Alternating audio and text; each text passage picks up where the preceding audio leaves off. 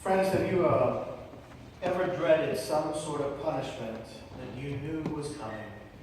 So much so that it overwhelmed you and your fear, and you wondered whether you could survive it. The anticipation of it, the fear of it, knowing that you would, maybe your parents would come home and find you accountable, hold you accountable. Or maybe you're anticipating a reckoning at work, at home, or in a relationship, and the wait for it, to have to face them, is about to overwhelm you. And then when that moment happens, for a lot of us, it was a lot less painful than we anticipated. In fact, the waiting for the punishment was far worse than the punishment itself.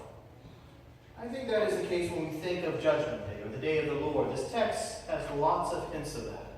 Or we think of the day of Christ's coming, when we will be judged by the God for what we have done and what we have left undone. The wait for the reckoning, I think, for us Christians has been far worse in many ways than the punishment that may be meted out on that great day, the making of right, the justice delivered, that is sure to come on that great and holy day when Christ returns. In the time of Israel's prophets, there arose an idea, a powerful and scary and wondrous idea, that one day God would set the universe right. That all of the injustice visited upon the people of Israel would be corrected, and yet also that God's own people would be held finally accountable for the ways that they had failed Yahweh or God, the ways they had violated God's laws and had been unfaithful, and especially for the prophets. Finally, the people would be held accountable for the ways the poor and the marginalized had been done wrong. This was the day of the Lord, when God, in some powerful, impossible way, would not fail us, right? That finally God would do the right thing at the end of all things, at the end of time. Now, for us Christians, this idea, and I would also say this truth, this regarding this moment of accountability for all of humankind, we Christians sort of transform the day of the Lord into the idea of that moment when Christ would return and do the same things in essence, where he would bring about with him a new Jerusalem and a new earth, as Revelation 21 tells us. And in fact, we would be made new as well, finally. But the anticipation of this moment has been especially excruciating for us Christians and has so distracted us from the work needed to be done on this side of eternity, both within our souls and within the world that we live in, the world in which we live and breathe and have our being, to quote Acts there. The history of the church is littered with stories of Christians who became so absolutely obsessed with the day of Christ coming that it sort of just paralyzed them, stopped them in their tracks, and the injustices they witnessed every day, they were just ignored because, well, forget it. I mean, Christ is coming back soon. We really don't need to worry about this injustice. God's going to make it right soon, and very soon. But even more powerfully, I think it has allowed us Christians to look outside of ourselves for the roots of those problems. It's not my fault. It's not my lack of concern. It's not my concern. It's not my inaction. It's not my soul that is the problem, but something out there, outside of me, which God will fix on that great day. And yet the day of the Lord in Jewish thought, and for us Christians, the day of Christ's appearance, is ultimately a day of reckoning for the human heart, for your heart and my heart, the day when we will be finally accountable for what we have done and what we have left undone in this world and with others, those that we have loved and those we have failed to love. And though there is some fear about what that might mean for us personally, that somehow some vicious punishment will be meted out, the reality is that we are promised by the Christ that such a thing is simply not going to happen. It's not going to be the case. You see, being held accountable for what we have done or what we haven't done doesn't necessarily mean that we will be punished for what we have done or not done. In fact, in Christ, because of the Christ, through the Christ, God has chosen mercy and grace and love for all of us. And in that great moment before God, I will come to know fully and deeply the shadows that are surely within me. And you will come to know the shadows that are deeply within you. And maybe for the first time in our lives, likely in our existence, we will see each other for who we truly are. Beyond the lies that we tell ourselves and the lies we allow others to believe about us, the veneer, the facade, it will be burned away. And we will, as Paul says in the 13th chapter of 1 Corinthians, we will no longer see ourselves through a mirror dimly, but we will see ourselves face to face.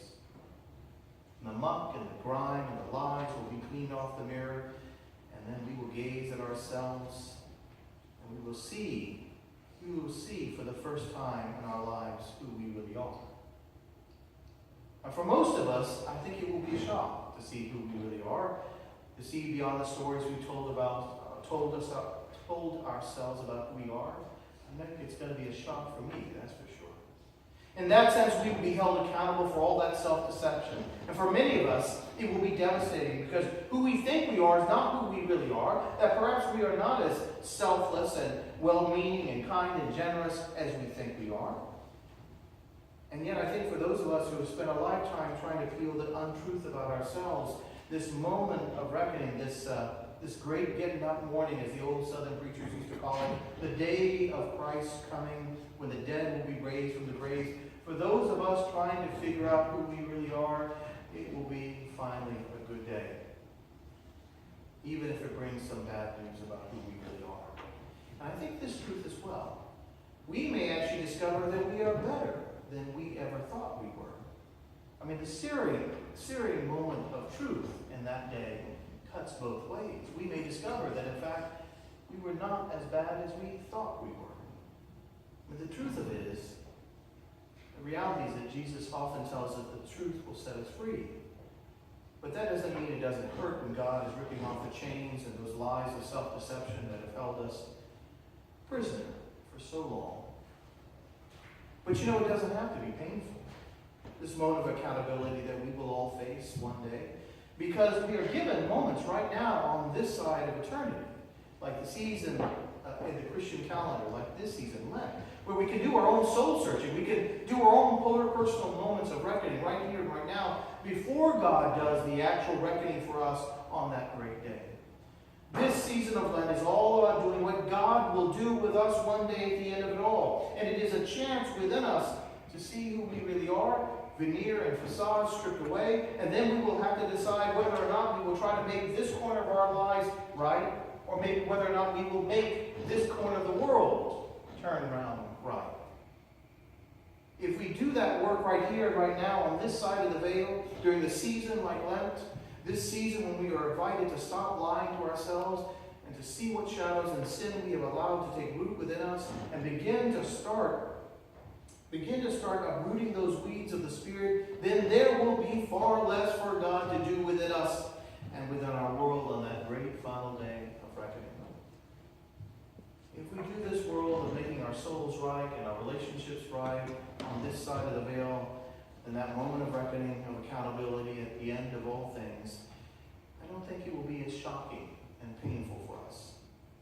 For we will have done what God will do with us, God will do one day within us, and that is to make it right, to make all things new and just.